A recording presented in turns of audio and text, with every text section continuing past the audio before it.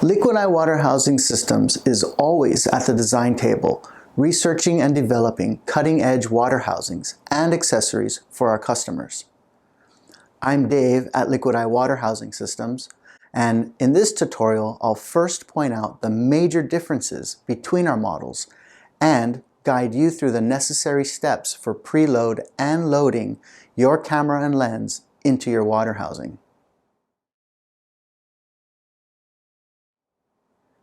Currently, Liquid Eye makes 3 different styles of backload water housings that differ in how they mount your camera inside the housing. For convenience, we'll call them types 1, 2, and 3. There are slight differences when loading cameras into these housings, so let's check them out. The first type we'll discuss uses factory-mounted positioning chocks that vary depending on your camera brand and model. The second type uses a camera tray that attaches to the bottom of your camera and then slides into a base plate mounted to the floor of the housing. The third type of housing uses molded tabs to position your camera.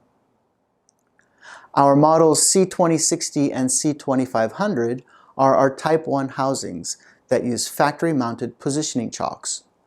These housings require only the provided 5mm hex key to install the backplate.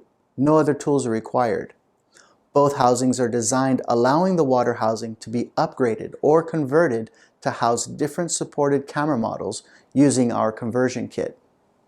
The C2060 supports the Sony a7 II, a7 III, and a9 cameras. The C2500 supports the Canon 1DX Mark I, Mark II, Mark III, as well as the Nikon D5. The biggest difference between these two models is that the C2060 has a camera power on-off control and ability to turn the power off once the camera is loaded. The C2500 doesn't. The C2500 for the Nikon D5 also requires you to preset your shooting mode preference. This dial cannot be accessed once sealed into the housing. The C2500 for the Canon 1DX series cameras has that control to set and change the mode. The Type 2 housings are our models C2100 and C2050. These two models require a flathead screwdriver to attach the camera tray, which is a necessary component. It's located in your housing and attaches exactly the same way as a tripod quick release plate to the bottom of your camera. Before attaching this tray, it's suggested that you load a fully charged battery into the camera. The tray will block access to the battery door on some camera models. It's also necessary to set your shooting mode to your preference, which can't be changed once sealed into the housing. These housings are also designed to allow them to be upgraded or converted to different camera models using a conversion kit. And finally, the Type 3 housings. These have built-in positioning tabs, and most are designed specifically for one individual model of Sony a6000 series cameras. There's one exception.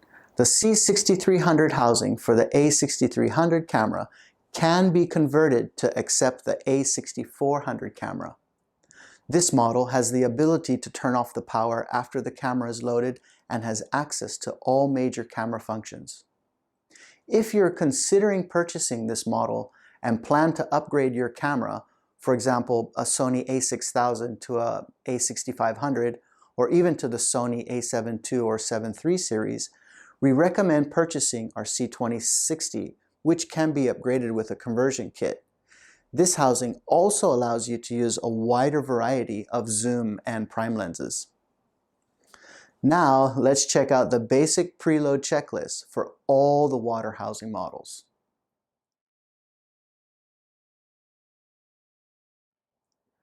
Take off all camera accessories, neck strap, eye cup, and lens filters. Insert a fully charged battery and a memory card, then attach your supported lens to the camera body. If you're attaching a zoom lens with gear sleeve, you can check out this video for more on that. Turn on the camera's power and attach the camera plug to the camera. Check your port O-ring to make sure it's clean and free of debris. Also check that it's not twisted and that it's sitting properly inside the groove. Check the main O-ring the same way. If you own the Sony a6000 series camera or even the a7 II, a7 III, a9, check out this video on how to save battery life with some setting tips. Alright, your camera is now ready to be loaded. When loading the C2060 and C6000 series housings, you must turn the housing power switch to the on position, which is straightforward. When loading the Type 1 and Type 3 housings, simply slide the camera with lens attached into the housing. For the C2100 and C2050, attach the camera tray, then slide the camera into the base plate, which sits inside of the housing. Always remember to never force anything. A properly ready-to-load camera should slide into the housing with minimal effort. Attach the camera plug to the 3-pin connector and tuck the cable into the housing. Next, attach the control plate by tightening the hex bolts in a crisscross pattern a few turns at a time. Once tightened, check to see that you're getting a good seal. Now you're ready to attach the lens port. The port should spin on with little effort and reaching a stopping point beyond which some effort is required to further tighten it. From this point, turn the port tighter another 180 degrees. It's possible to tighten it further, but it will be more difficult to remove. Before taking your housing in the water with the camera installed, first test it without your camera and lens to see that you have correctly assembled your housing. If possible, subject the housing to conditions similar to your planned shooting conditions. Now, you're ready to swim out and get some epic water shots. Alright, and that's it. Please leave us a comment below if you have any questions, or you can contact us directly through our website at liquideye.net. Thanks for watching, and before you leave, do us a favor by hitting the subscribe button below. Now, go get your camera set and loaded, and as always, happy shooting.